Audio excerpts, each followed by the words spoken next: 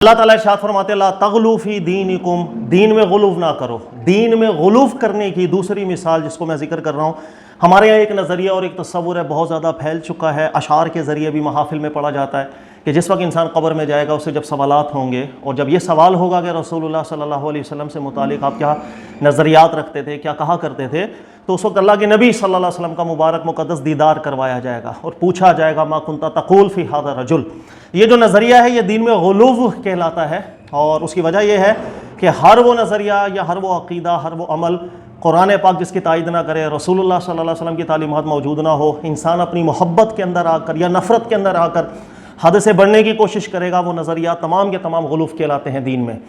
قبر کے اندر رسول اللہ صلی اللہ علیہ وسلم کا مبارک دیدار کروایا جائے گا، اس بات کا ثبوت نہ قرآن پاک میں موجود ہے، نہ اللہ کے نبی علیہ الصلوۃ والسلام نے ایسی کوئی بھی تعلیم ارشاد فرمائی، بلکہ یہ روایات کے اندر آنے والے کچھ الفاظ ہیں جس سے اشارتاً بالنص یہ مسئلہ سمجھنے کی کوشش کی گئی۔ جیسے حدیث میں لفظ ہے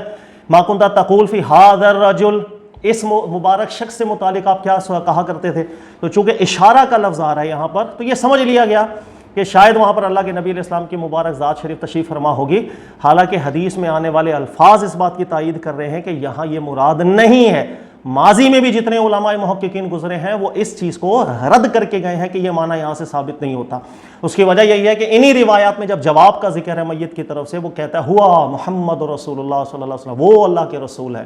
اور ماضی کے لفظ سے جواب دینا خود سب سے بڑی یہاں دلالت تھی، یہاں اشارہ ذہنیہ مراد تھا، اشارہ حسیہ مراد بالکل نہیں تھا۔ یہی وجہ ہے کہ اگر آپ ارشاد الساری پڑھیں علامہ قسطلانی رحمۃ اللہ تعالیٰ علیہ کو، اسی حدیث کے تحت جب وہ یہ ذکر کرتے ہیں کہ ھذا رجل، کہ اس لفظ سے بعض لوگ ھذا کے اشارے سے سمجھ جاتے ہیں کہ یہاں حاضر کی بات چل رہی ہے، کہہ رہے ہیں کہ کمزور استدلال ہے، ناقص بات ہے۔ اس کی وجہ یہی ہے کہ یہ آپ کی جو روایات ہیں وہی اس کی تائید نہیں کرتی، بلکہ آگے ذکر کرتے ہیں کہ تو بڑی فخر کی بات ہو کہ اگر اللہ کے نبی علیہ الصلوۃ والسلام کا عالم برزخ میں کسی کو دیدار ہو، لیکن لا نعلم حدیثا واحدا صحیحا، لیکن اس موضوع کے اوپر ایک بھی صحیح روایت موجود نہیں ہے۔ یہ کامنٹس کیے ہیں علامہ قسطلانی رحمۃ اللہ تعالیٰ علیہ نے، لیکن بات کو نہ تائید ہے نہ کسی حدیث کی، نہ سنت رسول پاک علیہ الصلوۃ والسلام کی، نہ قرآن پاک کی، وہ نظریہ ہمارے یہاں بالکل پھیلنے لگ چکا ہے۔ یاد رکھیے گا کہ غلو فی الدین نظریات میں اور عمل دونوں میں ہوتا ہے۔ اللہ نے خاص طور پہ ذکر کیا یا اہل الکتاب لا تغلوا فی دینکم، اے اہل کتاب دین میں غلو نہ کیا کرو۔ اہل کتاب نے چونکہ اپنے نظریات میں بھی غلو کر دیا اور اپنے اعمال میں بھی غلو کر کے بدعتوں میں پڑ گئے، رسول اللہ صلی اللہ علیہ وسلم خاص طور پر صحابہ کرام کو بار بار اس چیز کی تعلیم دیا کرتے تھے کہ دین میں غلو سے بچ کے رہنا، اس لیے کہ ہر برائی کی یہ جڑ ہے، نظریات خراب کرنے میں، عقائد خراب کرنے میں، اعمال خراب کرنے میں۔ ایک دفعہ اللہ کے نبی صلی اللہ علیہ وآلہ وسلم جب حج پر تشریف لے گئے، حضرت عبداللہ ابن عباس کو نبی پاک علیہ الصلوۃ والسلام نے فرمایا تھا کہ چھوٹی کنکریاں لے کر آئے رمی جمرات کے لیے، تو حضرت عبداللہ ابن عباس گئے، بڑے پتھر لے کر آ گئے، تو اللہ کے نبی صلی اللہ علیہ وسلم نے ارشاد فرمایا کہ دین میں غلو نہ کیا کرو۔ یہ جو رمی جمرہ کا پتھر ہے، یہ جو ہم رمی کرتے ہیں، یہ تعبداً کرتے ہیں، یہ کوئی دنیاوی فوائد کے لیے نہیں کی جاتی جس میں ہم علتیں نکالیں کہ یا چھوٹا چلے گا یا بڑا چلے گا۔ تعبد کے اندر جتنی بات کہی جائے اس میں اضافہ نہ کیا کرو۔ اسی طرح اللہ کے نبی علیہ الصلوۃ والسلام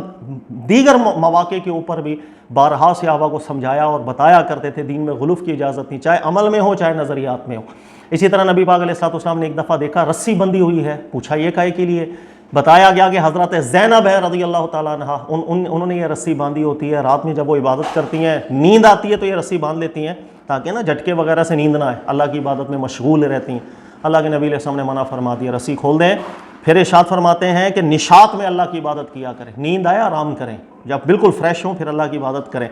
ایسی عبادتیں دین پسند نہیں کرتا کہ انسان زبردستی معاملات ایسے کر رہے ہو۔ اسی طرح ایک شخص تھے اللہ کے نبی علیہ الصلوۃ والسلام کی مبارک بارگاہ میں حاضر ہوئے، کھڑے ہیں، بیٹھ ہی نہیں رہے۔ جب ان سے پوچھا گیا بیٹھ جائیں تو شخص نے کہا کہ نہیں، میں نے قسم کھائی ہے، منت مانگنی ہوئی ہے کہ میں بیٹھوں گا نہیں، سائے میں بھی نہیں بیٹھوں گا، دھوپ میں رہوں گا،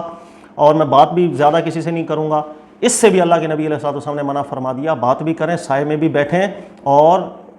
سب کچھ کریں۔ تو یہ جو چیزیں ہیں جو انسان ایک حد سے گزرنے کی کوشش کرتا ہے عبادت کے معاملے کے اندر، نظریات رکھنے کے معاملے کے اندر، یہ بہت بری بلا ہے۔ یہی وجہ ہے کہ بر صغیر کے ماحول کے اندر ہم دیکھیں تو بہت زیادہ نظریات ایسے ہی دکھ رہے ہوتے ہیں کہ نہ قرآن اس کی تائید کر رہا ہوتا ہے، نہ رسول اللہ صلی اللہ علیہ وسلم کی سنت، نہ ہی کوئی ایسی روایت جس کو ہم کہہ سکیں کہ یہ سند میں بھی ٹھیک ہے، متن میں بھی ٹھیک ہے، قرآن کے بھی مخالف نہیں ہے بالکل، بلکہ وہ باتیں بس پھیلی ہوئی ہیں، پھر 2+2 کر کے جمع مائنس کر کے ہم لوگ دلائل بنا رہے ہوتے ہیں۔ تو یہ چیز ہے غلو فی الدین۔ اللہ تعالیٰ ہمیں اس بلا سے محفوظ رکھے اور اللہ رب العزت ہمیں قرآن پاک کی درست فہم بھی عطا فرمائے۔ اور اپنے اعمال کے اندر بھی اللہ تعالی ہمیں غلو اس کی برائی سے محفوظ رکھے. جزاک اللہ خیر.